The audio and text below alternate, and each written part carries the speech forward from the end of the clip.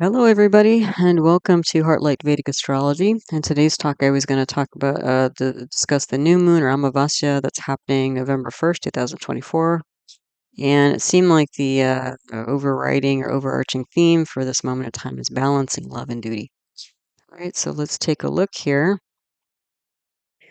Just a note beforehand, the information presented here is for educational purposes only and should not be considered medical, financial, professional, or life advice of any kind.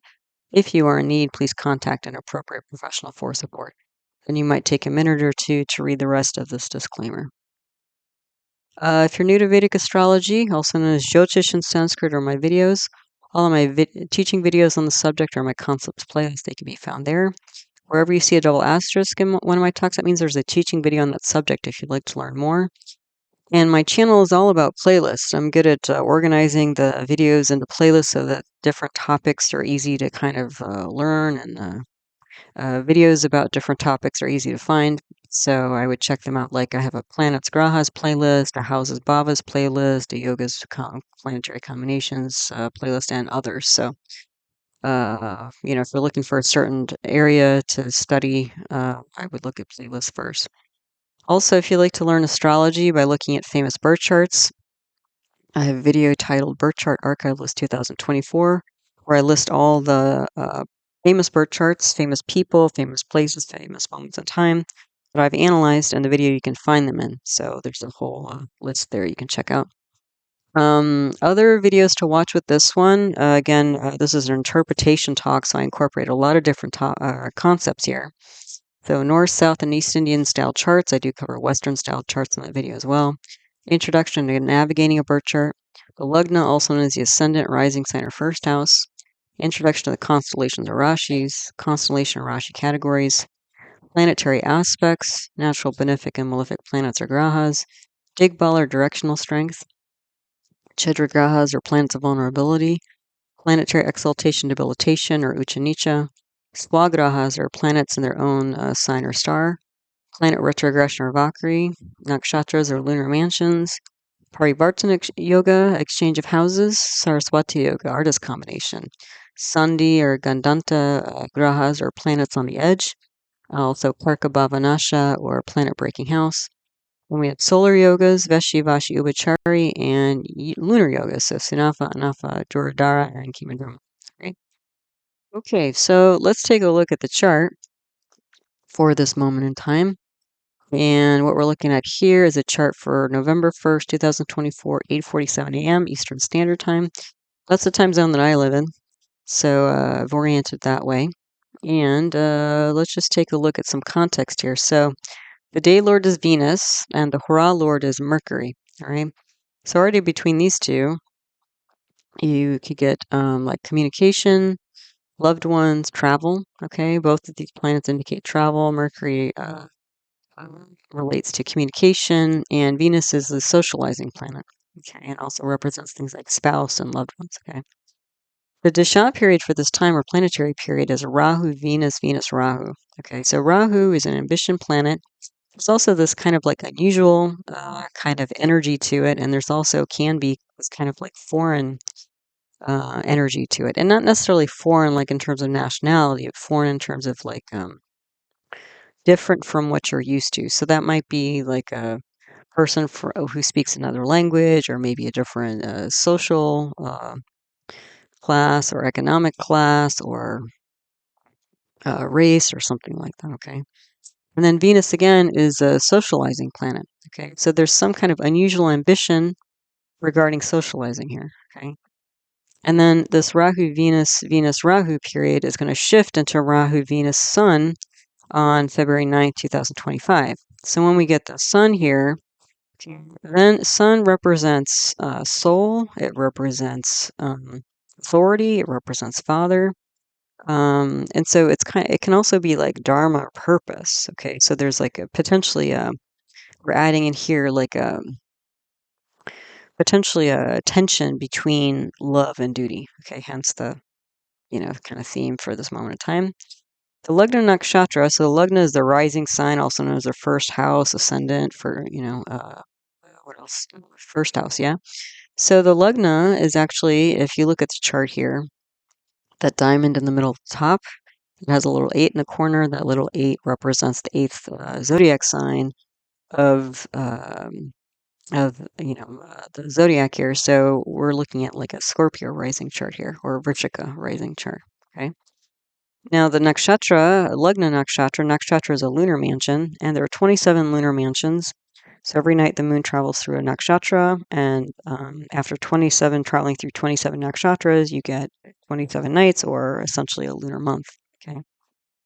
So each nakshatra has a different energy associated with it. So the Lagna nakshatra here is in Vishaka. Vishaka is symbolized by a victory gate.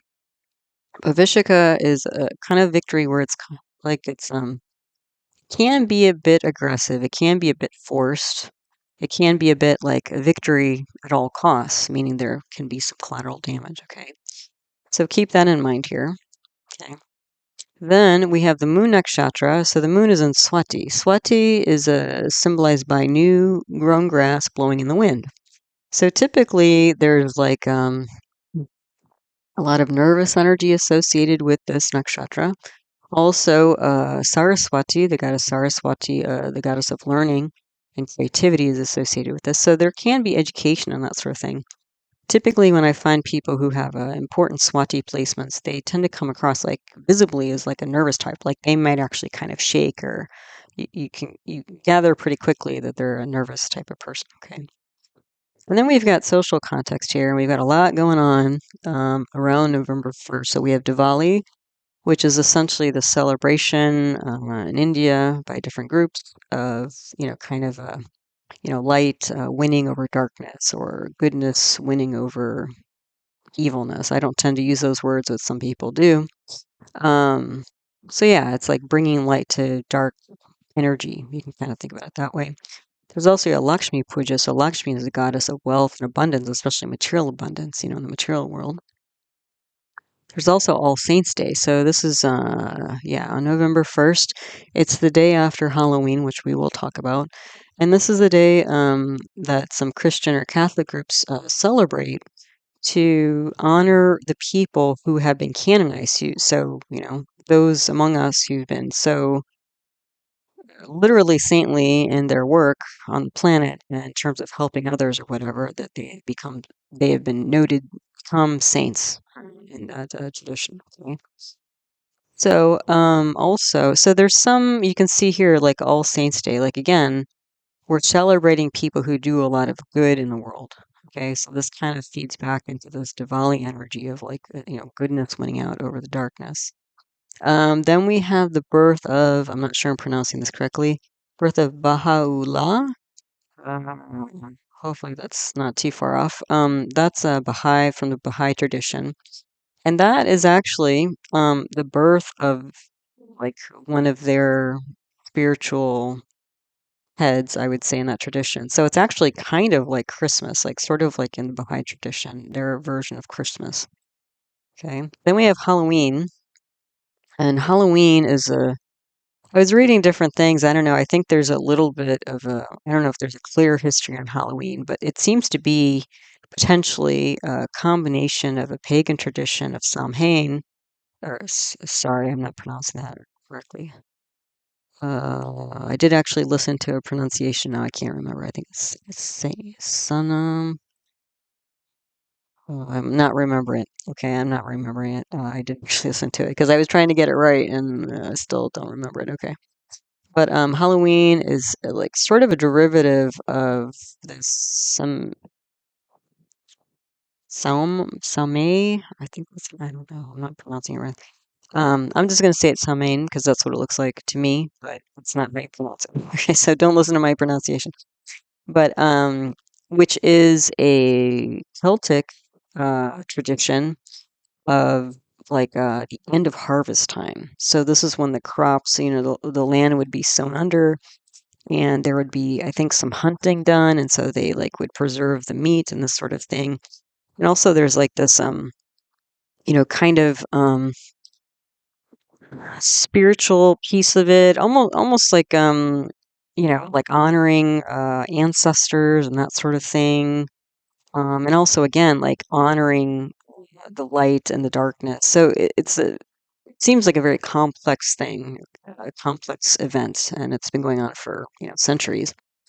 And at some point, I think it's also merged with All Saints Day or something like that. Like I think some Samhain event somehow caught on in a bigger way with the church, and then so Halloween came about.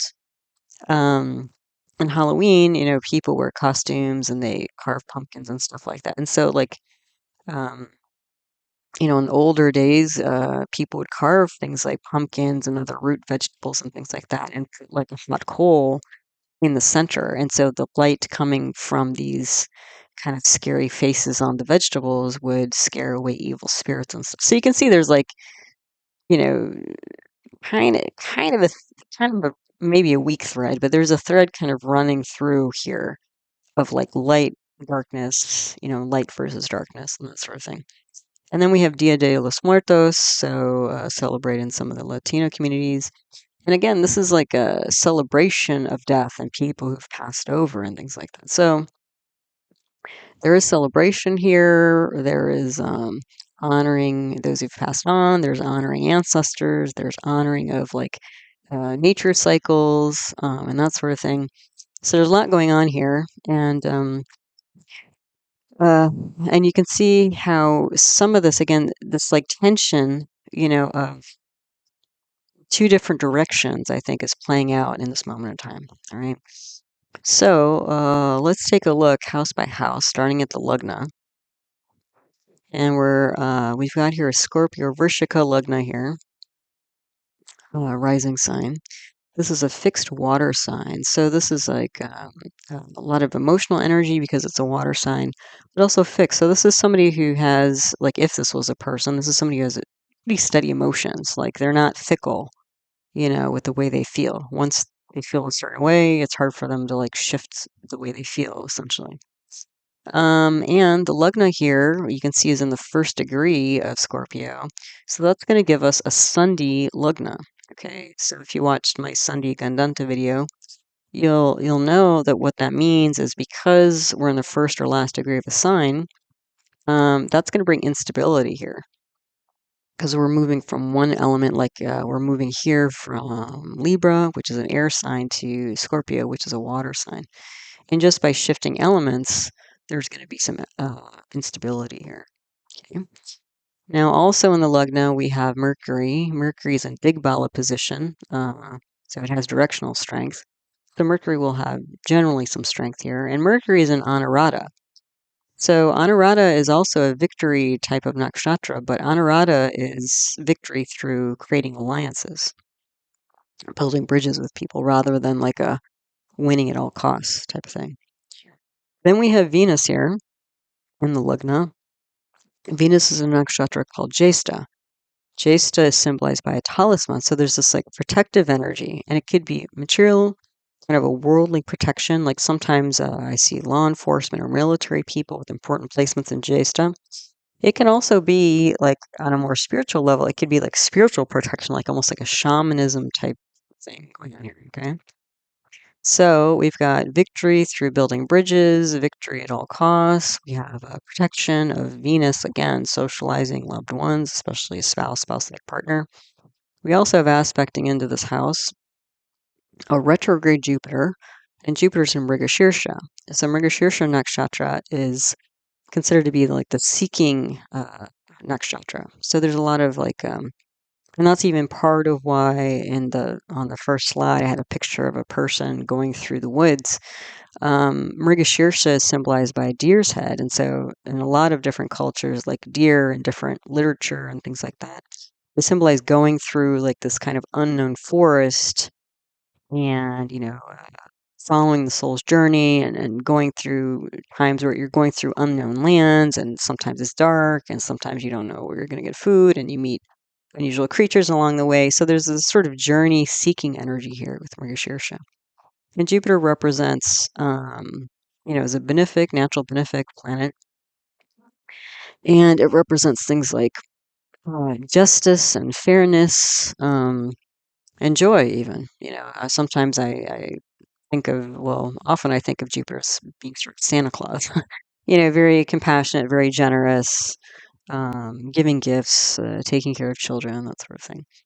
Now, in addition to these planets, we also have the Swa retrograde Saturn. So Swa meaning Saturn's in its own house of Aquarius, which is a fixed air sign, which is going to be about fixed ideas. And it's retrograde. See that little line under Saturn means it's retrograde. So when a planet in Vedic astrology is retrograde, it gives it strength. Because again, we're talking about ancient Indian astrology here, which is based on just what the eye could see. So if there's something unusual about the way planets were moving, like if it looked like they were moving backwards in the sky, it would grab your attention. And just by grabbing your attention, it would sort of gain power. Okay, that's how they saw it. Literally saw it. That's how they interpreted it, yeah. And then, so Saturn is in the nakshatra of Shatabisha. Shatabisha is translated as 100 healers.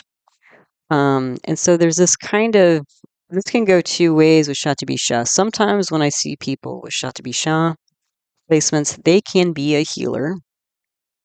The other thing is that, like, more so when we see this, like, Saturn in a negative, which is considered a natural malefic planet in Shatabisha, this could be something that's, like, hard to heal. Okay. So, and Saturn retrograde in its own sign, Swa, is in the 4th house here of home and lineage. Okay. So, again, if this was a person, if I was looking at their chart, I would think that their family lineage is quite conservative because Saturn is a planet of like antiquity and tradition, and it's conservative. Super strong here. Also fixed ideas.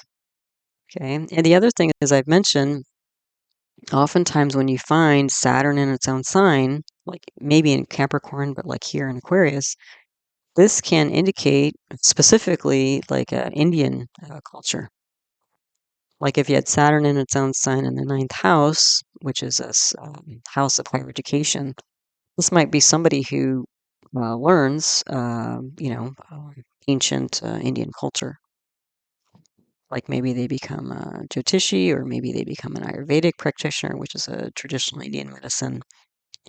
Or maybe they learn the Vedas, the oldest text of Indian culture, as far as we know. Okay, so this might literally be a traditional Indian family that this person comes from. It doesn't have to be though. It could, but either way, maybe Indian, maybe not. But I would assume here that this is a pretty strong conservative family who doesn't break tradition typically. Okay.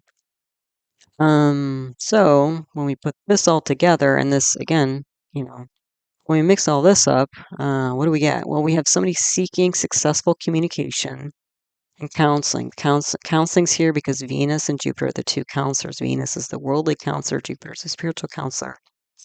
To protect loved ones, okay, through troubles. Okay. Because especially also when we have Saturn retrograde, in its own sign in the 4th house. The 4th house represents mother. It also represents, again, like lineage. So there could be, problems with mom, problems with family. Okay. The Lugnatia for this chart is the ruling planet. So Scorpio, since we have Scorpio rising sign here, Scorpio is ruled by Mars. Mars has gone to the 9th house, and the 9th house, where it's debilitated. Okay, so that's going to make Mars unstable. Mars is a planet that represents things like action and initiative and courage and that sort of thing. So there's if nothing else, there's a tentativeness here with Mars, but there can be like more instability. Okay? But luckily, Mars happens to currently be in a nakshatra called Pusha. Pusha is symbolized by the udder of a cow. So again, what that symbolizes is emotional stability and emotional nurturance. So there can be some attempt here for this person to, one, nurture or nourish or support, like a father, because the 9th house represents father, or some other authority figure. This could be actually the 9th house can be like boss. So maybe the boss is is attempting to be supportive and that sort of thing. But again, there's some wobble here because Mars is debilitated. So it may not come through as, strongly as if Mars was in its own sign. The other thing is that, again, Mars being debilitated but in Pusha, it also means that this person, again, if this was a person, is trying to support themselves. So just from that, there seems to be a tension between supporting oneself and supporting, like a father figure or authority figure, that sort of thing. The other thing is that, again, Mars is in the 9th house, which is a dharmasthana. Dharmasthana is a house of duty. Okay? And then also the first house here is a dharmasthana. So you can see there's probably some tension here between, what do we support here? Okay. Not only that, but Mars is aspecting the 3rd house of siblings, and it's aspecting the 4th house of mom. So this is a lot of duty here that the person feels in terms of supporting their family, mom, siblings, mom, or father, siblings, mom, lineage. Okay. Yeah. Okay. But at the same time, Mars, right now Mars is in Pusha, so there's like emotional stability, nurturance, and that sort of thing. But Mars is also a rebellious planet. So Mars coming up against, again, Mars is debilitated here, so it's not as strong as Saturn. It's massive Saturn Aquarius, so like, really fixed thinking, mindsets and that sort of thing. But it looks like there's probably some pushback here, okay, against this, solid Saturn in the 4th house. Okay. So when we start getting these things, coming through, what do we get? Duty, leading, erratic action for, by, father, or other authority figure to nurture. What I'm seeing here is like an emotional tug of war between relations, specifically spouse and father. Okay, because what we have here in the Lugna is, again, Venus, which is, often indicating like a spouse or spouse-like partner. I mean, it could be other loved ones as well. But we have Venus aspecting its own sign in the 7th house here. Okay, so what else do we have here? So the chidra grahas, these are plants of vulnerability, which you can think of as like an Achilles heel or kind of thorn in the side. Now, this is interesting. So Venus is a double chidra graha as well as Mercury. Okay, so this Venus and both of these planets are in the Lugna here, which the Lugna, if you've seen that video I've done, represents the self, the physicality, the health, the reputation, even the psychology, emotional, mental well-being of somebody. So these 2 planets are in the 1st house, so there's going to be a lot of, again, this tension of taking care of and supporting looks like family here and supporting the self, especially in the area of personal relationships, like having a girlfriend, boyfriend, or significant other, marriage, that sort of thing. The other thing is that Venus and Mercury aspect the 7th house of, again, spouse-like partner. So this is a tricky subject, looks like, for this person here. Okay, with all this like traditional background, and then, but you can see across, besides, I mean, Mercury and Venus are both double chidra grahas, so there's some sensitivity, vulnerability here. But the thing is like Mercury, Venus, and Jupiter lined up like this. These are all the benefic, natural benefics lined up here. So there's a lot of happiness here. There's a lot of joy here. A lot of good energy going on here, but it looks like there might be some pushback here or tension with traditional family, especially if the partner is not, again, of the same background, let's say. Okay. The other thing is that you can see the moon a day or two after this, I think it's the next day, late the next day, the moon is going to cross in here, and then you're going to have the moon here as well. So then you're going to have all these 4 benefics, all the benefics right across the 1-7 axis. That's a lot of great energy. And then you can see too that Venus is at 23 degrees 32 minutes and Jupiter's at 26 degrees 14 minutes. You give it another day or two, and Jupiter's going to have an exact aspect on Venus, or there's going to be mutual direct aspect, exact aspect with the two great benefics. This could bring a lot of positive energy here, again, over the 1-7 axis. And even if this isn't a spouse or spouse-like partner, the 7th house represents like independent business. So all this good energy potentially could go into some independent business or business partners, for example.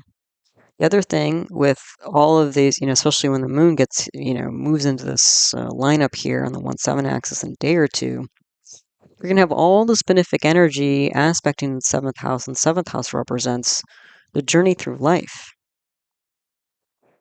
And when moon is a planet of intuition, as is Jupiter, and Moon and Venus are both emotional planets. So this is somebody who, again, is going to feel and intuit their way through life and do a pretty good job. I mean, they're going to find their way to happiness, even though there might be some pushback here or tension. Not even pushback, tension, let's say. Okay. So we got all that going on. Okay. So the other thing is that with Venus being a double chidra graha and Mercury being a double chidra graha, this might be somebody who has trouble speaking up for what their heart wants or what they want in a relationship, personal relationship, like who they, want to be with. Again, if this, potential partner is not meeting certain, traditional criteria. Yeah.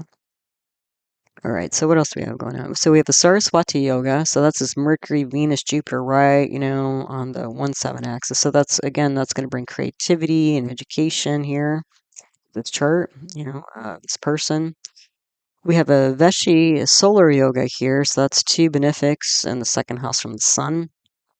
And simultaneously, we have these 2 benefics and the 2nd house from the moon.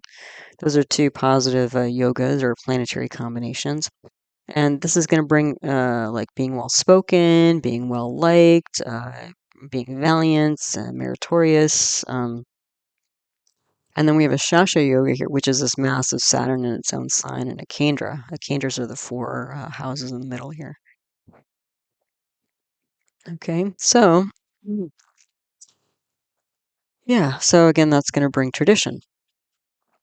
There is a parivartana yoga, an exchange of houses of actually parivartana of stars or taras and houses between Saturn and Rahu as well. Okay, so Saturn is, in its own sign here in the 4th house. Rahu is in the 5th house here. Rahu is an ambition planet. It's the north node of the moon. It gives a hidden, unexpected quality here. And it's in the 5th house of romance. So, there's some ambition here, potentially towards romance, maybe children as well. However, Rahu is in a nakshatra called Uttara Bhadrapada, which is the back legs of a funeral pyre. So there's going to be a lot of destructive energy here, but it's more contained than the nakshatra before it, Apurva Bhadrapada, which is just, like essentially cremation. With Uttara Bhadrapada, there's this like conscious release of something. So again, this might be somebody who forgoes romance or forgoes children because they have this, again, their Lagnatia ruling planet in the sign of, or in the nakshatra of Pusha, and this Mars is in the 9th house of religion, spirituality, as well as authority, father, and aspecting into the houses of siblings and mother and family lineage. Like, it just might be too much. Again, if this is a traditional Indian family or something sort of like it, like maybe if this is the oldest male or oldest child, female, whatever, often they're sort of given the duty or expectation, or they take it upon themselves to provide for the family. And, adding another person to the mix might be a lot, So, and then again, so we have, and what's again interesting is with this Parivartana star, Tara energy of Saturn and Rahu, again, this like traditional family might be, again, somewhat at odds or challenging this potential drive or fueling this potential release of romantic pursuits. Okay, so what else do we have? Then we have some, money planet information here. So the yogi of the chart is K2, which is in the 11th house here of income. So, making money here. That looks pretty good. Ava yogi is Rahu. And Rahu again is in the 5th house. And what do we have? Then the duplicate yogi is the sun, which is in the 12th house here. So, there's some indications of wealth and some indications of loss of wealth, that sort of thing. Okay. Yeah, but again, what I'm seeing here is, again, this tension of not just like, potentially pursuing romance or, renouncing it or whatever, but even just taking care of the self, if there's all this responsibility and sense of duty to take care of all these family members. Even oneself might get lost in this mix here. And it might be, again, it looks like there's difficulty in this particular chart with this person speaking up about their own needs and, their own art, really. Okay, but, again, with all these benefics lined up in the first, 7th house, this person will, I believe, find their way through it all, okay, despite the challenges that come up. And then what else do we have in the notes here? So Moon enters a Scorpio with this 3 other benefics on November 2nd.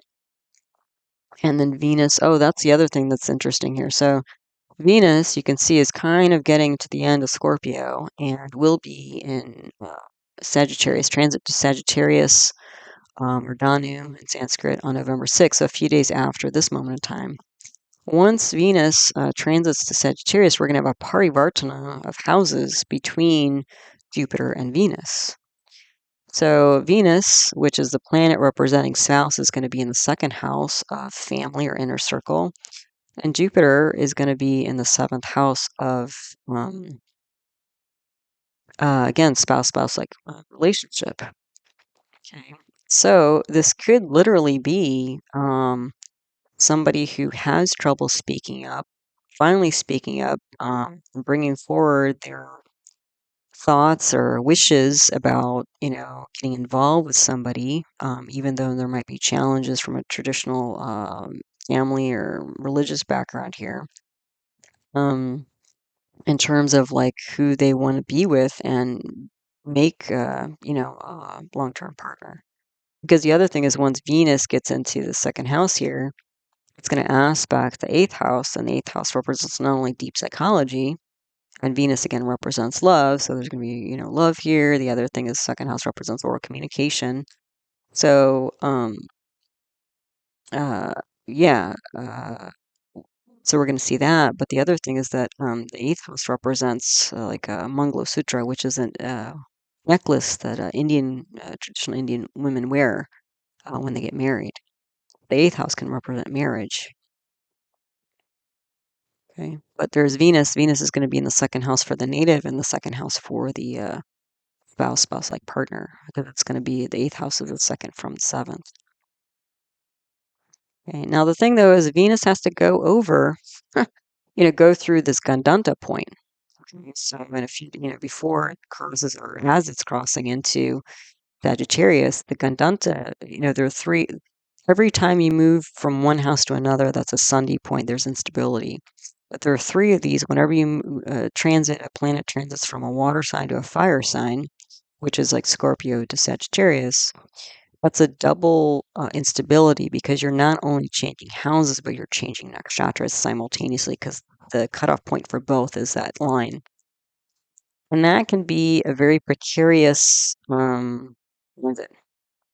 Besides the fact that once, the first nakshatra in Sagittarius is Mula.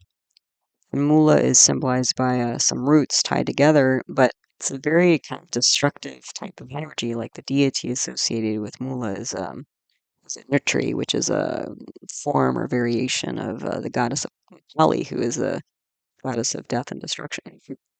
So this might be kind of a happy moment, although I think there are issues here, which I'm going to get into more as we go through the other houses. And there might be a boost temporarily for this holiday, various holidays. And then there's going to be a little bit of a bumpy ride into what may potentially be something really nice. Because again, when you get the parivartana, exchange of houses, you're going to have both benefics, Venus and Jupiter. You can think of it as both benefics, Venus and Jupiter in the second house of family inner circle. And you're going to have all these benefics in the seventh house of, again, spouse-like partnership. Or, again, if you're not thinking romance or personal relationship, independent business. So that's going to be pretty nice. Again, a little bit of a bumpy ride getting there, but pretty nice. Okay, now this isn't without issue here, so we'll get into that. Okay, but that's just kind of a setup for what's going on here. And again, when you get this Venus and Jupiter, both in the second and seventh house, this could be a merging of spouse with family. So again, despite the challenges here, this could actually be, again, why Mercury's in Anurata is like some kind of speech or announcement where we're like bridging the gap, if there's a cultural difference or religious difference or something like that. Okay, so then the second house, if we move on there, the second house, this is a North Indian style chart, if I didn't mention that.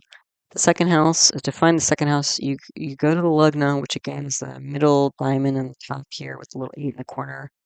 And the second house, you go up into the back or sort of counterclockwise, so the upside down triangle with the 9 in the corner. That's the second house, so it's a Sagittarius second house. So the second house lord is this retrograde Jupiter. And this could be, again, considering family or considering assets. The second house also represents assets. And that might be part of if it's not like sometimes that's also kind of an issue when people are, bringing new people into the fray here, into the family mix, is that some people don't want new people in there if like that changes the way assets are distributed or something like this. So that could be an issue here. So that might be something that needs to be addressed in terms of like financial lines or financial support or that sort of thing, because Jupiter represents finances and that sort of thing.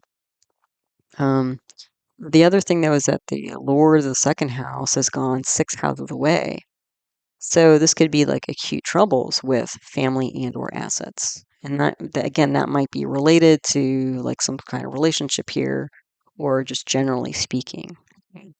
Again, if this is somebody's chart, then this would be more of a potentially chronic thing here. Okay. So in the third house lord is a Swa retrograde Saturn, this massive Saturn. And it's aspected by an exalted Mars, because Mars is debilitated in Cancer, where it sits in the 9th house, but it's exalted in the 3rd house in Capricorn. The other thing is Jupiter aspects the 3rd house, but Jupiter is debilitated here. Jupiter will be Bunga, so there's going to be a break or amelioration of the debilitation because Saturn, or not Saturn, but Mars is also aspecting here. So the planet that's exalted is going to be in the same house as the planet that's debilitated. Okay, so that will bring Jupiter's energy up a bit. But Mars is a planet that represents courage, and so does the 3rd house. So this is, again, when somebody runs Mars, which we're not doing here right now based on these Dasha periods, but this is somebody who's going to have courage. The other thing is that with Mars and Saturn aspecting into the 3rd house, this is going to be a pretty strong, fiery type of siblings, if there is. And because we have Mars and Jupiter, which both represent siblings, Mars represents a younger sibling, Jupiter represents an older sibling, aspecting into the 3rd house here, this could probably even represent 2 siblings. Okay, that somebody has. And maybe even a third, because the 11th house can represent older siblings, and Jupiter, the planet representing older siblings, is aspecting there, although we have a K2 there, and K2 might disrupt that energy. So it looks like this person might have, multiple siblings if this was a person. Okay, but the other thing is this 3rd house represents nonverbal communication. And Jupiter represents communication. So this could be something like texting or writing or emailing or some other kind of physical means. Like this might even be like just physically going out in public with somebody, and making it more,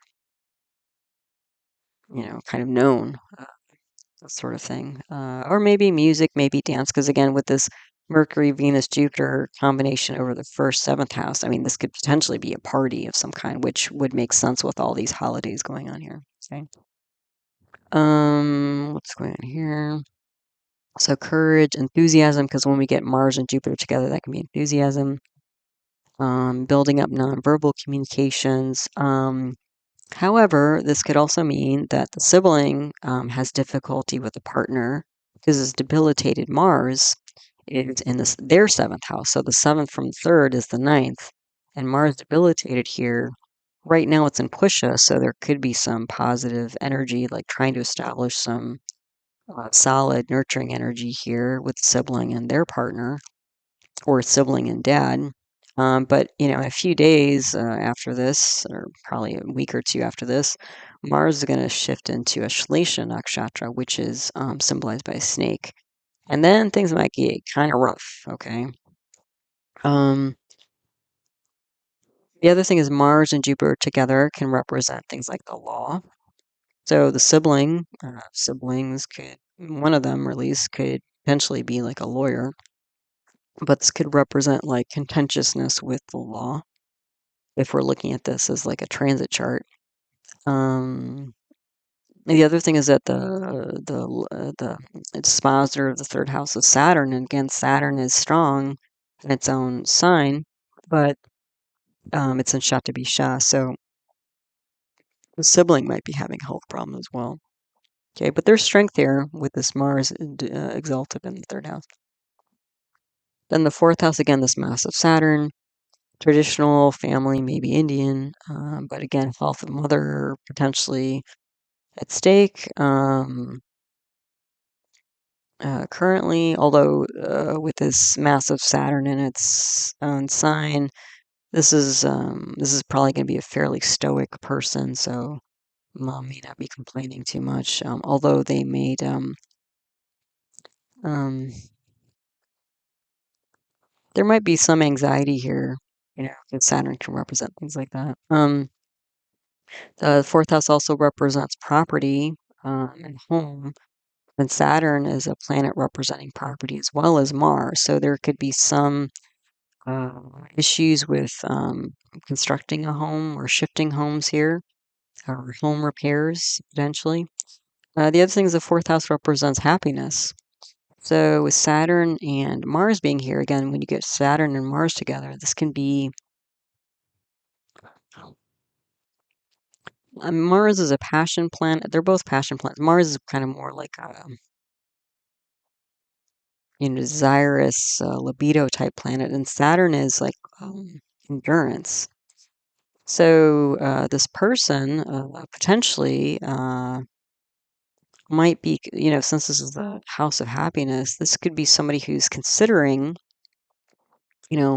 what would not only make them in the short term, but in the long term, especially regarding family, home, assets, property, lineage, moving forward. So again, if they're doing a lot of considering here, which they very might well be, um, there's a lot of contemplation here regarding these things like long-term happiness. Then the fifth house here, the Lord is Jupiter. Rahu's in Uttara Bhadrapada again. So again, this could be either a conscious pursuit and or release of romance, children, and Rahu, Ketu as well, north and south nodes of the moon can represent things that are hidden. So this could literally be disguised children, like children dressed up in Halloween costumes, which is kind of funny. But it's not specific for Halloween. And then the other thing is that the Lord of the fifth house of romance has gone to the seventh house. So again, we're looking at potentially like romantic feelings for a partner here. Not just romantic, but spiritual as well, I would say, because Jupiter is a planet of spirituality. So it's like when you see this like Mercury, Venus, Jupiter combination on the 1-7 axis. I mean, this is a mind, body, soul connection that's quite happy. And so that's why, like, again, even if this person doesn't fit the, traditional criteria, it looks like this relationship is so strong that this person is willing to potentially work through all the challenges of still making this happen. Okay, so there we go. Let's look at other houses now.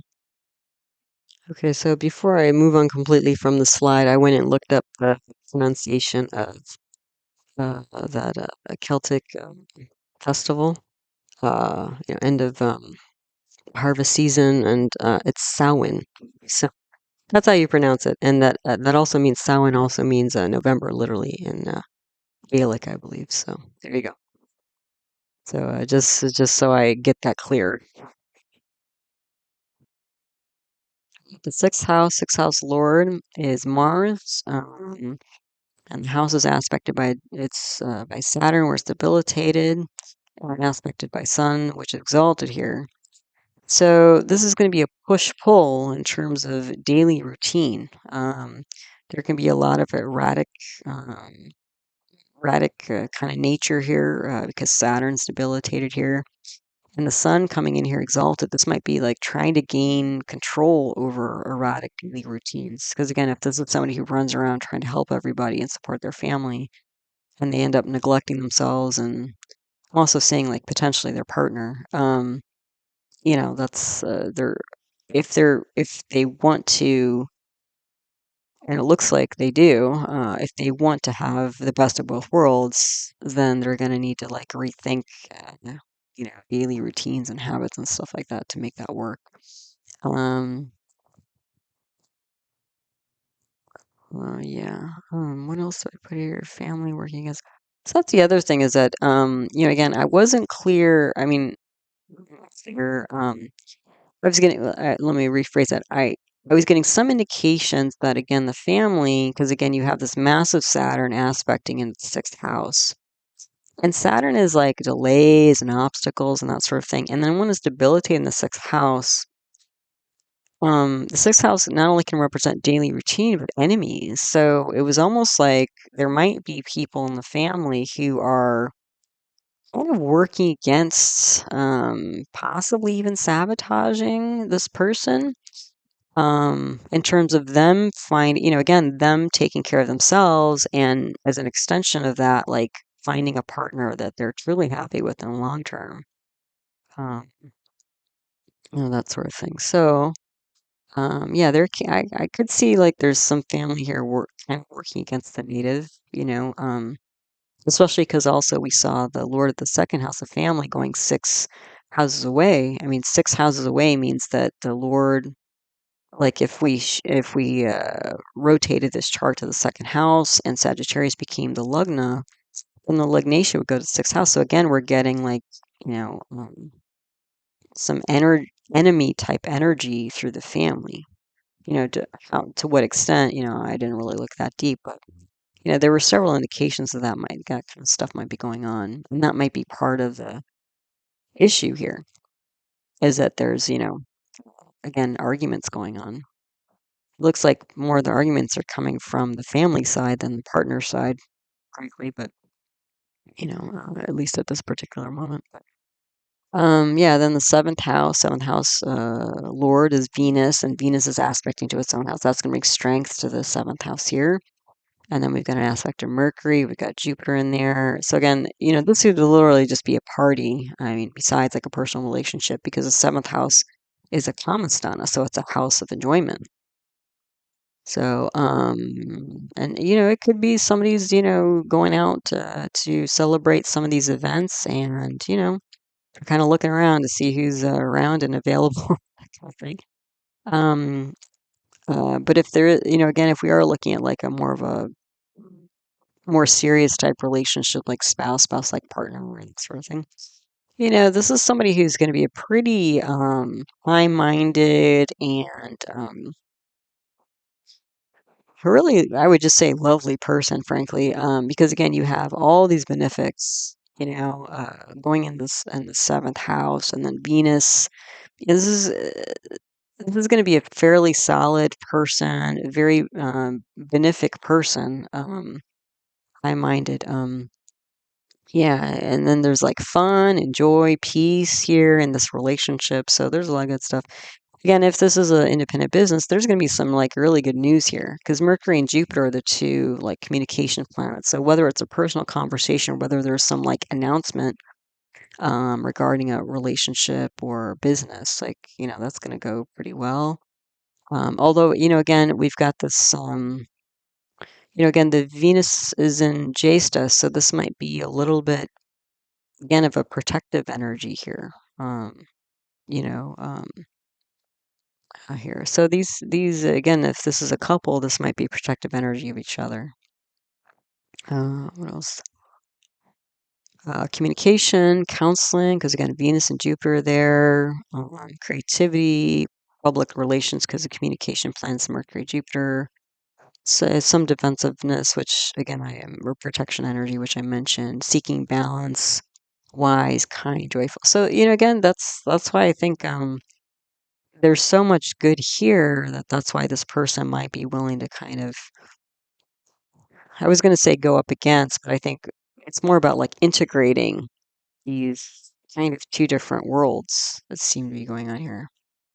In the eighth house lord is Mercury. And again, Mercury is an honorata, so we're talking about positive mindset, trying to build bridges here with people. That's the attempt here. It's the deep mindset psychology of the eighth house, and what this person's trying to do. The ninth house again, the ninth house lord is this new moon in the 12th house of loss and expenditure. So there's some loss here. And then Mars is here debilitated. So again, the ninth house can be father, leadership, generally authority, boss, government even. So there could be some loss here. Now again, this might also be like I'd say this could be a boss being supportive, saying letting people take the day off work is what I'm seeing here. Um, it could also be, like, if we're talking about father again, since Sun is a planet representing father and it's debilitated in the 12th house, this could also mean, like, literally the father is, like, um, far away or traveling far away or, like, in an isolated place, like hospitalized. Okay, so that might be why the native, the Lugnatia Mars has gone to the ninth house because this person is trying to support, during this chaotic time, the father and mother too, because again, sun represents father, moon represents mother, and they're both in the 12th house of loss and expenditures and overseas. So this might be again a long distance thing. One or both of these people might be in the hospital. So yeah. Um, Yeah, and then the 10th house here, the 10th house lord is Sun, which is in Swati. So Moon and Sun again are both in Swati. So that might be like again a little bit of a precarious energy that Sun and Moon are in. So father, mother. Now again, this might be like more of like an emotional loss. Like again, maybe this person is like, well, if I really try to get into a relationship with this person, maybe I would like lose somehow my relationship, or my relationship with my mother and father would be altered, in a negative way long term. And that might be what this person's like trying to balance here. So again, the duty to parents and ancestors, even I would say here.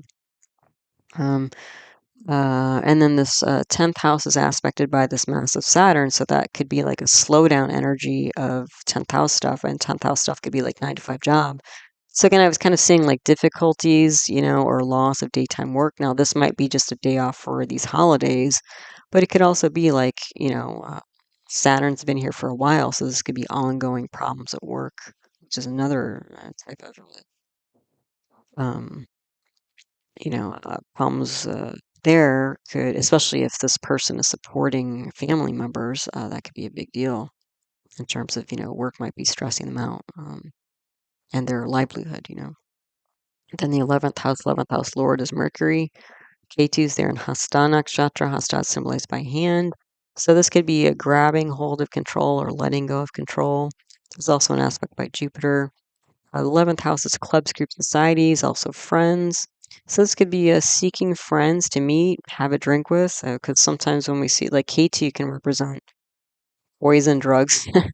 And Hasta, sometimes we can see like a alcohol related energy there. So this could be like, meeting up with friends for a drink, going out, because again, all these celebrations going on here. Or friends in disguise, again, Halloween costumes and stuff. So this could be like Halloween party type stuff. And, again, of note here is Jupiter is in a Kamasthana, house of enjoyment, and it's aspecting the two other houses of enjoyment, the 3rd house and the 11th house. So again, this is kind of like a bit of a party energy here.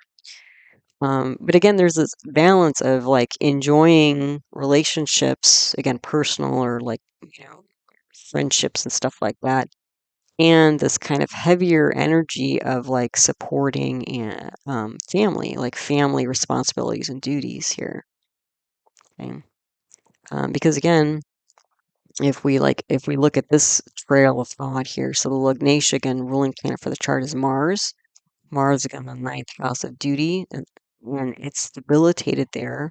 So luckily it's in Pusha. So again, that, nurturing emotional stability energy. But the Lugnatia of where Mars is has gone to the 12th house and it's a new moon. So if we follow that trail, we go from what looks like all of this positive energy, like Mercury, Venus, Jupiter on the 1-7 axis, but it's almost like there's a hole in the boat here, hole in the happy party boat. Okay. So Mars, when we follow that trail, Mars is like more unstable. And then if we follow the Spazer, ruling planet from the house Mars is in, then we're getting new moon, I mean, there's no light in the moon here. And it's in the 12th house of loss, and it's with the debilitated sun. So there's some loss here. The other thing is Mars is aspecting the 12th house of loss. So we have Mars and Sun here, the two leadership planets, two fire planets with moon. So there's some attempt to kind of bring leadership to losses or expenditures of the parents, potentially. And Sun is also, again, the lord of the 10th house of work. And Moon is the lord of the 9th house of, again, authority, government, father, that sort of thing.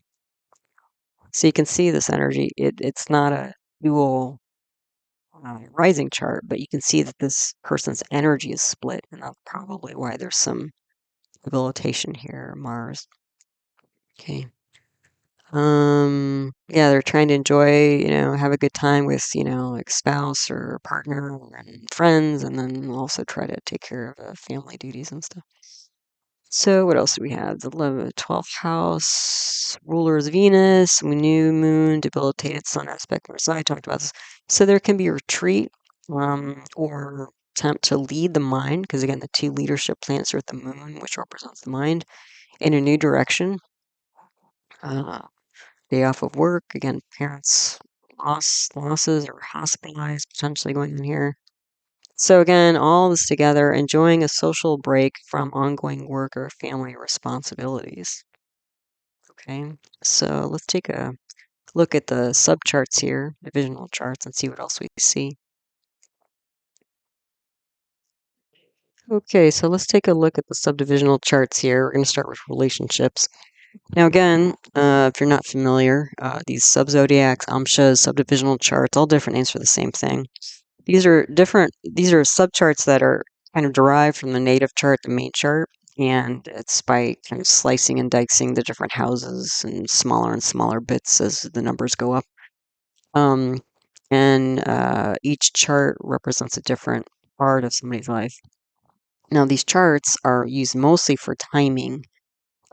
You can get additional information, but again, it's sort of like, like when I talk about the Shah period, which I've listed here, the Shah period for this moment of time is Rahu, Venus, Venus, Rahu, and then it shifts to Rahu, Venus, Sun, February 9th, 2025. I've circled those planets in these charts, And then what we can do is look at, like, what is the condition of these planets and where are they placed? Are they positive, negative houses, that sort of thing, to see whether when we move from one Dasha period to the next, if there might be some improvement or how things might shift, in terms of timing. Okay. So the first chart here at the top is Navamsha D9, which represents spouse and partnerships, and the second one's a Drake and a D3 for siblings. So in this top chart, you can see Venus and Sun are not well placed. They're in the 8th house here. There is a parivartana, though, between Rahu and Venus. So again, what we're getting here, so we have a lot going on because not just Venus and Sun are in the 8th house, but Moon is there, and then it's aspected by Jupiter, Mars, and Mercury. So basically, we have 7 planets in the 8th house here. The 8th house represents, again, deep psychology. It also represents, like, marriage. It also represents, like, alternative, like esoterica and stuff like that. So with Rahu there's going to be ambition since we're running that planet. But again, we have Venus and Sun there. So we have both, like, potentially father and spouse. So the partner might be doing a lot of thinking about this whole kind of situation if there is tension between the family, the native family, and themselves. Yeah. And then again, this Rahu Venus parivartana, Rahu's in the 4th house of tradition and family. And, again, looks like the partner here is also thinking about long-term consequences because the 8th house represents, like, potentially long-term, difficulties. So that looks like it's on the partner's mind. And again, this Parivartana between the 4th and 8th house, this could be like tension between home, lineage, family, happiness, parents, spouse. And then we have Venus, Sun, and Moon aspect in the 2nd house of family and speech. So Jupiter and Mercury are there, the 2 speech planets. Mars and Sun there are the 2 leadership planets. Venus and Moon, the 2 emotional planets. So there's, like, leadership of emotional speech here. So, speech of family, in the 2nd house is not only family, but inner circle. So sharing thoughts and feelings and speaking, and again, I think sorting through all this stuff to, again, try to attempt to integrate these 2 worlds that seem like they've been separate or are separate at this time. Then we have the Drake and a D3 of siblings. This is where Gotama Lugna. I circled Lugna, the sign here, which is Scorpio. So it's the same Scorpio type chart as the native chart. So that means that this chart's important. So again, siblings, we saw that there was a lot of energy there in siblings. Again, looks like siblings, from what I gather, is whatever this native is going through in terms of trying to integrate, like, traditional family values with potentially a new partner. Looks like siblings are going to go through a similar thing, essentially. So in this chart, all the grahas are well placed. They're all in positive charts. And you can see Mercury's in Scorpio again. Mars is debilitated in the 9th house again. Jupiter is basically recreating its position because it's aspecting all 3 kamasthhanas again, the 3rd, the 7th, and the 11th house. And again, I was seeing here, because Venus is here in the 9th house, Jupiter's aspecting, which sounds like a good idea. It's a benefic planet, but when we look at the divisional charts, Jupiter's actually the sole enemy of Venus. So there's, conflict here. And then you have Mars, a debilitated Mars, and Mars is kind of an erratic planet. And then you have Rahu here. So there's still tension here. I mean, I don't think that this Rahu Venus period is, like, easy breezy, even though it's probably okay. It's not a knockdown, drag out fight, but, it's not easy breezy from what I'm seeing here. Okay, the other thing is that, again, what we've got going on here is that, all of these planets are on the third house of sibling. So this is sibling of sibling. So this is getting back to the native and also the 9th house of father. So again, it's like kind of mirroring, what's going on in the native chart. Again, it looks like the native is having a challenging time of integrating their personal life with the traditional family, and it's showing up here again through the sibling subchart. Then we have other relationships. So we have the subtamsha D7 for children, and then we have at the top, and then on the bottom we have Dwadashamsha D12 for parents and grandparents. Well, the subtamsha D7, remember that Rahu is in Uttara Bhadrapada in the 5th house, which we usually start assessing for children. In the subtamsha, we have all the grahas, which are well placed. No, actually not. Venus is not well placed. I got to change that. But you can see there's a lot of planets here in the lugna. When you have a lot of planets, like 3 or more planets in the lugna, that means it's an important chart. So, Jupiter's in the lugna. That's the other thing. Not only is this an important chart, but Jupiter is in the lugna. So Jupiter represents children. And when we have a Jupiter in the lugna in the D7 in the amchas, that means that there's actually trouble with children. There can be trouble with children because Jupiter is the jiva karaka, or planet representing the living being, in the lugna here. And then the 4 planets here. So besides Jupiter, we have Ketu, we have Mercury, we have Mars. So, yeah, I mean, that's a lot of negative influence, frankly. There can be separation here because Mars and Ketu are separationist planets. And so, Jupiter and Mercury are the 2 communication. This could be like, you know, not speaking with children, difficulties with speaking with children. This could be like technologically, because Mercury, Ketu can represent technology, and Mars and Mercury can represent computers. So it might be like a technical reason why, there's challenges with communication here overall. But you can also see the Lugnatia is this Venus in the 6th house. Luckily, Venus is Swan, so usually what that means is that over time, the Venus period should improve. What else do we have here? But there are issues here with children. The other thing is Sun is in the 9th house. Sun creates a karako bhava nashaya here. So, because Sun represents father authority, and the 9th house does too. So when we have Sun in the 9th house, that can indicate issues with father and authority. So, sort of similar in a way, slightly different issue though. Yeah, but again, from that native chart, we could see with that Rahu in the 5th house that there was some challenge with children. And again, that in Uttara Bhadrapada, so that conscious release type energy. Then the Dwadashamsha well, for parents and grandparents, well, we've got another Virgo to Malugna. We have another Scorpio rising here, so it's an important chart. So far, we have the sibling chart, important, children chart, Amsha important, and the parents, grandparents. So you can see this is like, again, involving all the family members. And then we had, all these planets and negative houses and the spouse. So spouse is like challenged as well. So, again, everybody is involved here. Again, like what we saw in the main chart. So we have a parivartana here between Sun and Mars. So what is that going to do? That's going to bring Sun, Mars, and Venus into the 10th house, and it's going to bring Sun, Mars, and Moon into the 6th house. Sun is exalted in the 6th house, and Mars is Swa there. And then we're going to have a Swa Sun in the 10th house. So that's a lot of, again, we're going to get this like Sun Venus combination again.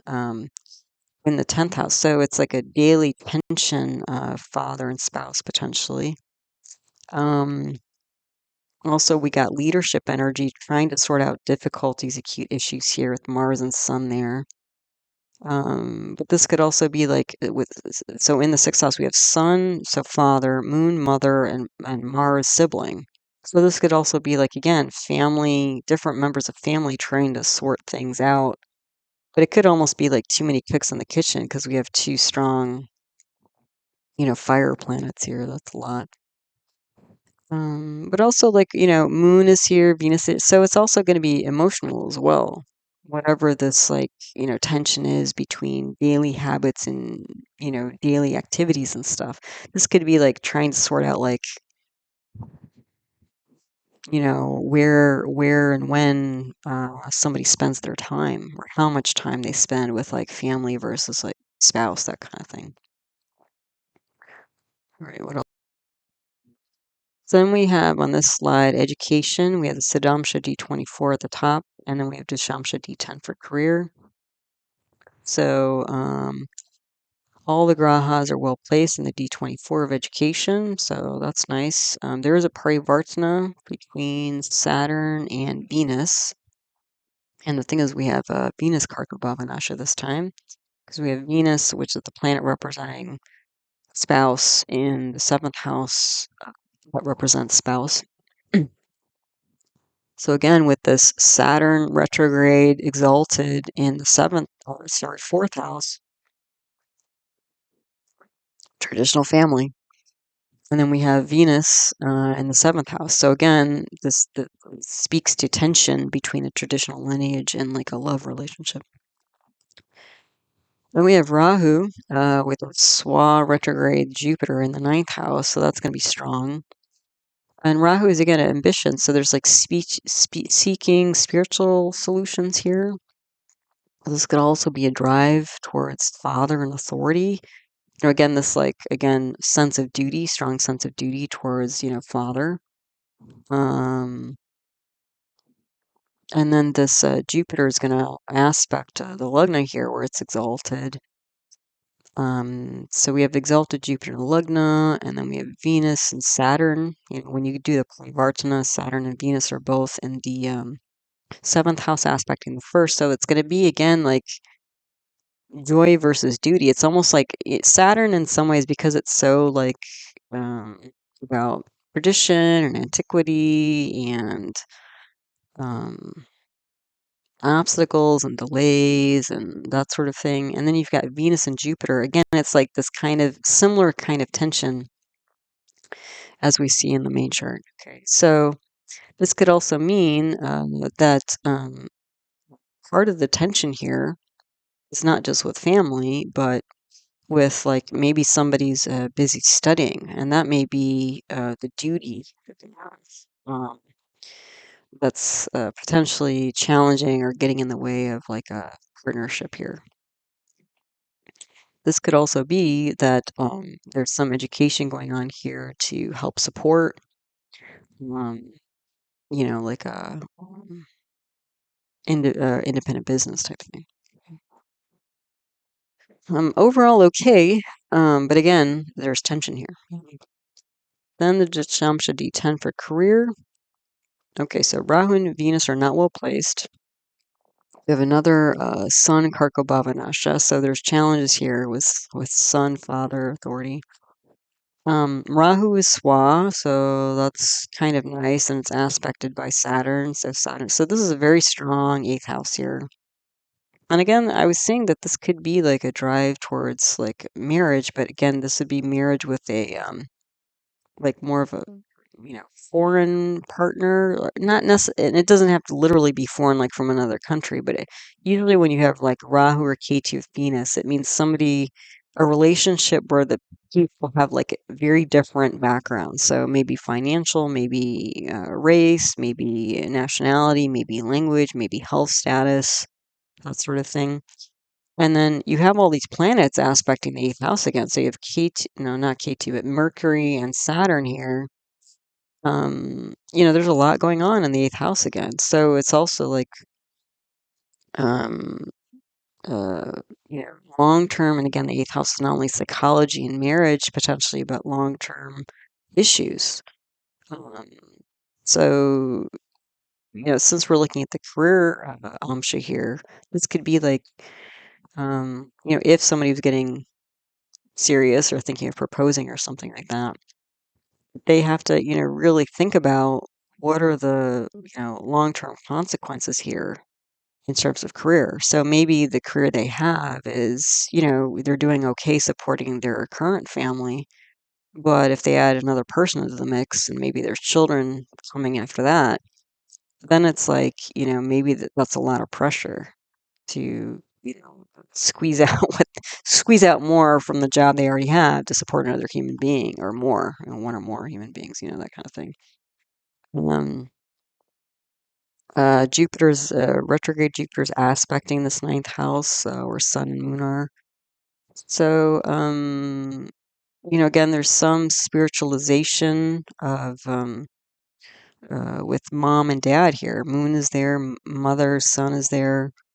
So, that's where we're getting again, and that's a dharmasthana. So the spiritual duty of supporting mom and dad versus how is, potentially adding another person in the mix gonna play out here, long term.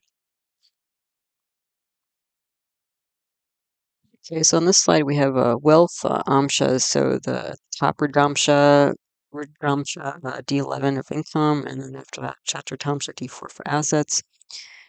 So in the top chart, Sun is not well placed. Venus is in the 5th house. And so its dispositor is in its dispositor of the Sun is in the 8th house here. So again, the 5th house represents things like romance, children, and what was I putting here? Hold on a second.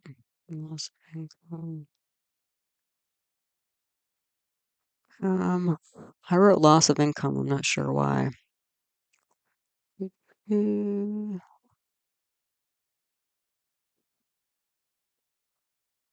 Yeah, I'll have to reconsider that. Anyway, so but you can see that, like, again, the dispositor for the 5th house has gone to the 8th house. So long-term potentially difficulties with romance.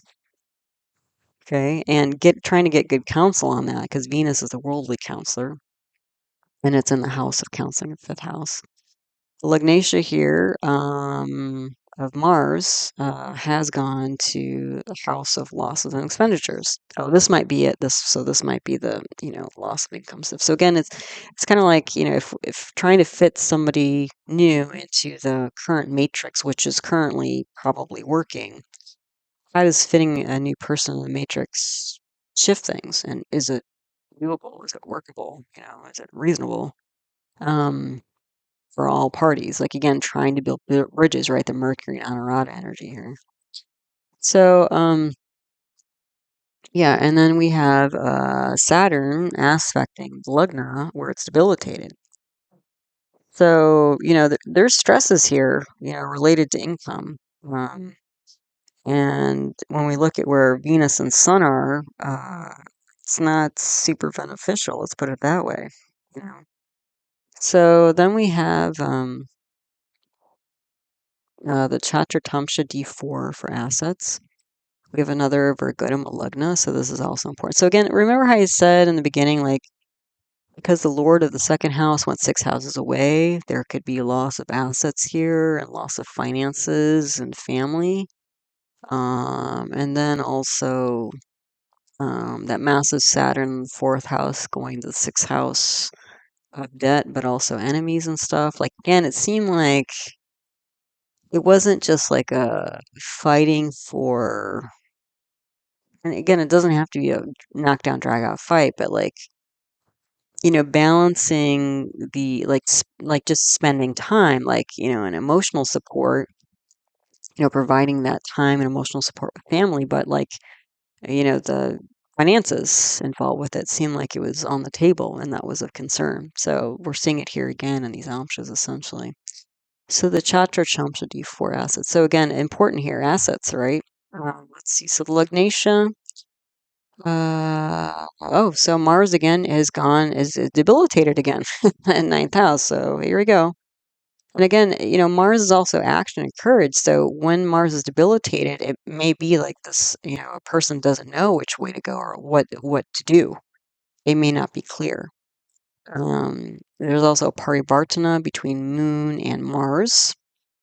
So that's going to bring Mars, Sun, Moon into the 6th house of acute issues. So Sun father, moon, mother, Mars, sibling. So in routine, routine leading parents and siblings through acute issues here. That could be on the table. And what else do we have? Retrograde Saturn with Venus and Jupiter in the 10th house. Okay, so, irregularity. What was I saying? Irregularity. Why irregularity? Obstacles, relationships in the day-to-day. Okay, here we go.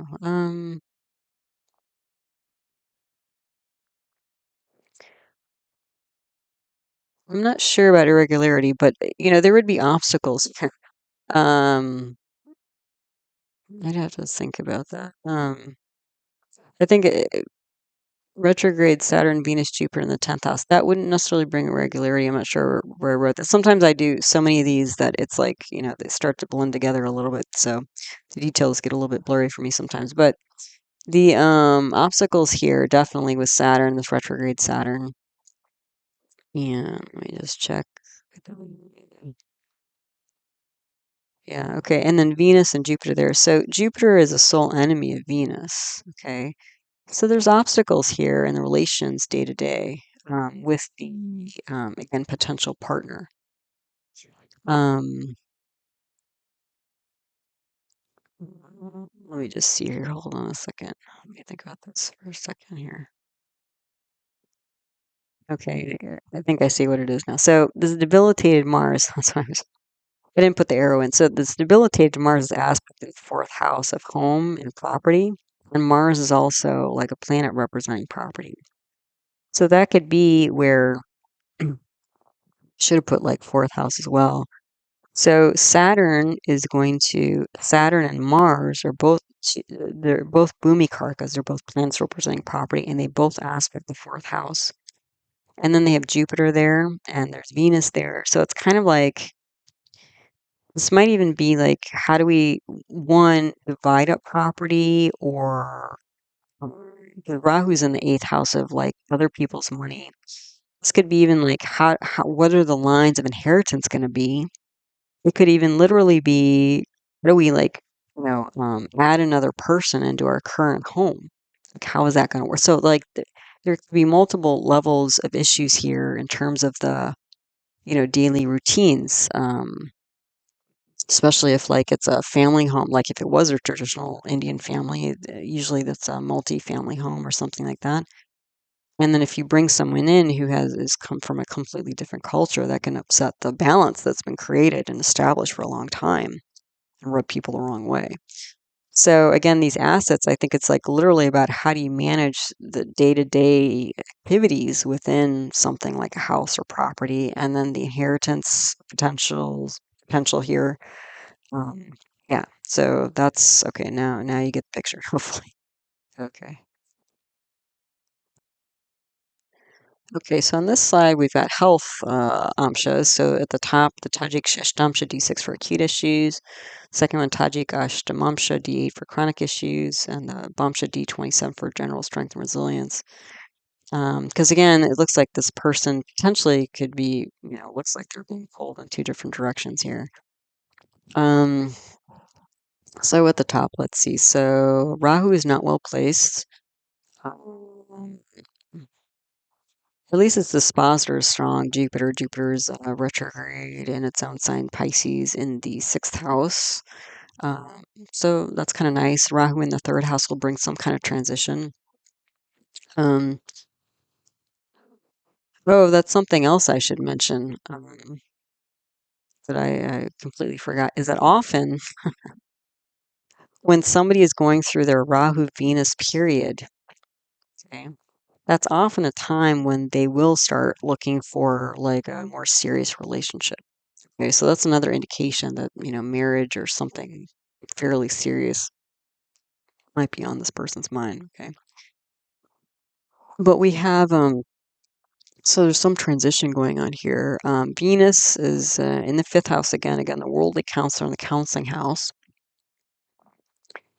And then we have a swan moon with sun and retrograde Saturn in the 10th house. So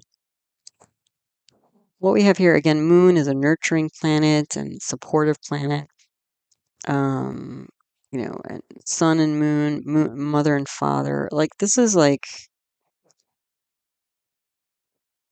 some change in like how this person is supporting their parents, like through, acute issues and acute problems and stuff like that. Because again, if there's like a new person in the mix, the old way of doing things, even old way of communication or lines of communication might need to change to incorporate like a new person. Okay, so I wouldn't say this is like stress free. It's not bad, but again, there's some, unusual changes that have to go on here. The other thing is, what was it? Let me just check again. There could be some stress on actually the partner because this Saturn is aspecting the seventh house where it's debilitated. So again, there is some stress here going on, but I think it's about like how to continue supporting the parents with adding again a new person into the mix. Then the second chart here, the D8, chronic issues. All the planets are well placed, so that's a nice start. There's two karako bhavanashas in this chart: Venus in the seventh house and Sun in the ninth. So issues with both spouse and father again. So again, it looks like it's going to be kind of a chronic deal, frankly. But again, it looks like overall workable. There is a debilitated Saturn aspect in the seventh house, and we have Venus and Jupiter there. Again, the two great benefics, but Jupiter, when you do analysis of the subcharts, Jupiter is the sole enemy of Venus, and then we have Saturn here, stirring up pot even more. That could be compounding troubles, that this Karka Venus is already experiencing. The other thing, we have Mars aspecting the Sun in the ninth house. So Mars is the planet that represents enemies coming from the sixth house of enemies. So this could be, arguments and stuff with father, frankly, or arguments about property too.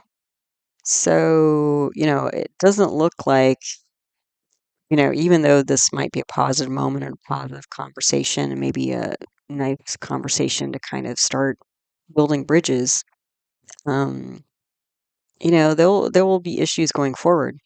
Looks like from this chart, but again, overall looks fairly workable.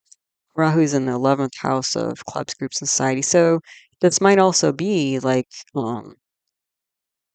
how to manage relationships with clubs, groups, and society. Because again, if it's traditional family, maybe bringing the spouse or new partner out into, the social events would stir some trouble, so that's also something to be considered. Then the last chart here, Bamsha D27, strength and resilience. Again, all the grahas are well placed. Let me double check. Yeah, okay. And then Venus is Swa, so that's nice. Dispositor, Venus. Yeah, so, and then, Rahu is there. So, again, this is pursuits of, love and the day to day relationship here. And then we have Jupiter coming, aspecting from the sixth house of daily routines. And the thing though is that, Jupiter is a sole enemy of Venus.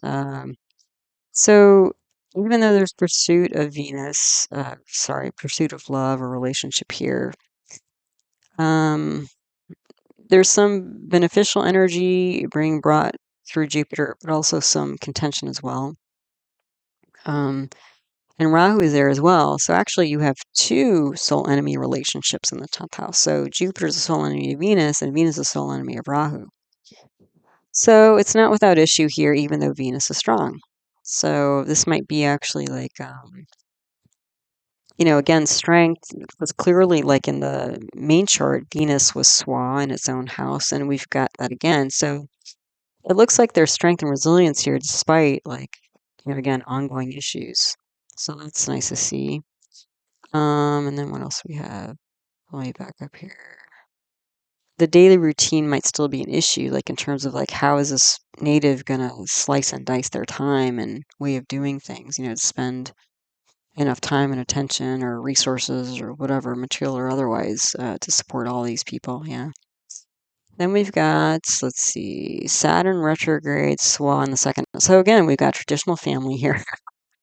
The Saturn is aspecting Sun and Moon, the 11th house, and Mars is aspecting here as well. So, again, this looks like, again, not just an issue within a household, but a greater issue, out in society in terms of integrating this person.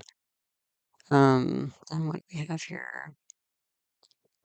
Oh, and then this, friends, family, siblings. So Mars is sibling. It's aspecting here. Mars, sorry, Moon, Sun. So again, we've got mom, father, and siblings on this 5-11 axis. Um, so again, the fifth house is counseling. So we've got, family members trying to advise here. And that can be contentious because, again, maybe too many cooks in the kitchen, that kind of thing. And we have the two Pitta planets, Mars and Sun. So this could be like just, arguments, frankly, about stuff like that's going on. Luckily, Moon is exalted in the fifth house. So it looks like, maybe mom or emotions, if not mom per se, but like emotions, because Moon represents emotions. That people will hopefully lead through positive emotions, through these different things that need to be negotiated moving forward. It's not just going to be a one-time deal necessarily. It's going to be, with one more person in the mix, it's going to be conversations going forward. And let me see, 10th house. Oh, that's the other thing about all these planets in the 11th house is that you've got a double soul enemy relationship like we have in the 10th house. So what do we have here? So Moon is soul enemy of Saturn. So, and then we have Saturn is soul enemy of Sun. So we have two soul enemy relationships there. So again, it's not just the family, and cultural differences or cultural background that's at issue, but like, it's going to have to be dealt with, like, in the circles that they move in. But overall, it's looking like this is workable. I mean, I keep talking about, well, there's issues here and but like, again, there's strength here. Venus is Swa, Moon is exalted in the second and the fifth house. Um, yeah, so, I guess anytime you add a new family member into the mix, it's going to shift the dynamics a bit. But, it looks like overall, strength and resilience, uh, and things are going to be worked out here overall. So it's not like this is causing, I think, too many kind of deal breaker type you know health problems, like physically or mentally, emotionally, that sort of thing. So, and then last here we have spirituality and worship. So at the top we have the Panchamsha D5 for innate spirituality, and then the Vimshamsha D20 for formal worship. So Venus is not well placed on the top chart.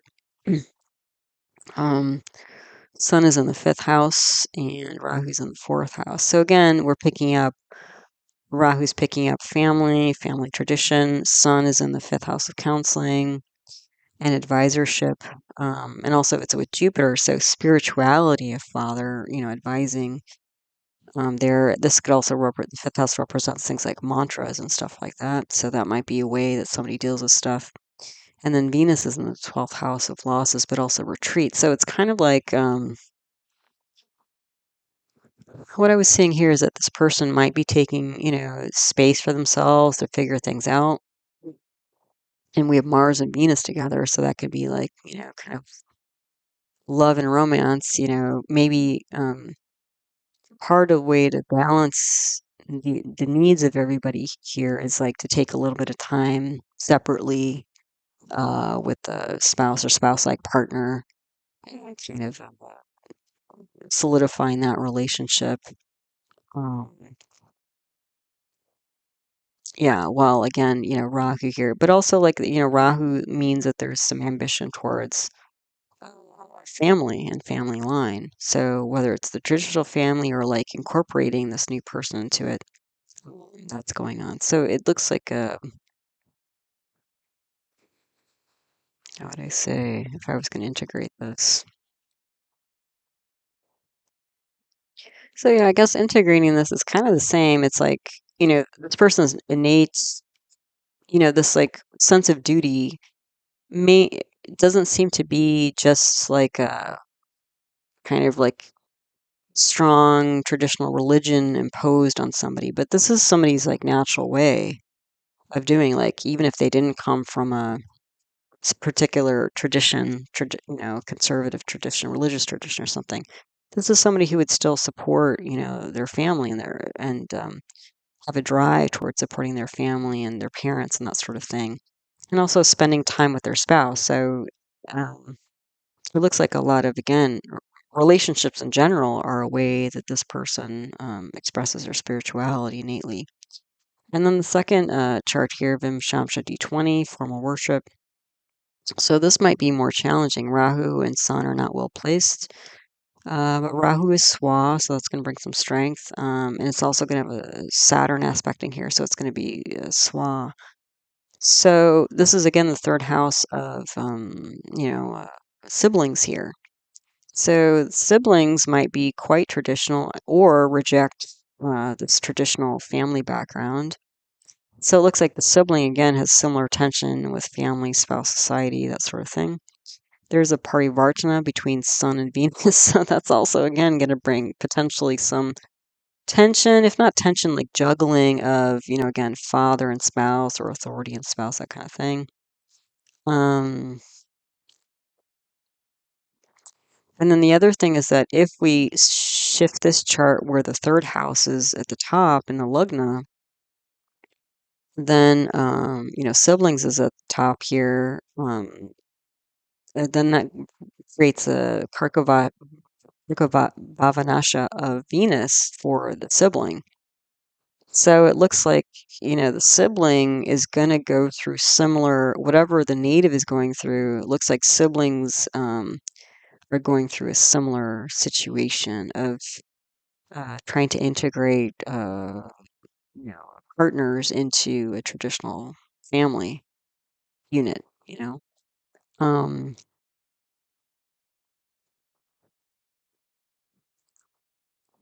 let me just here.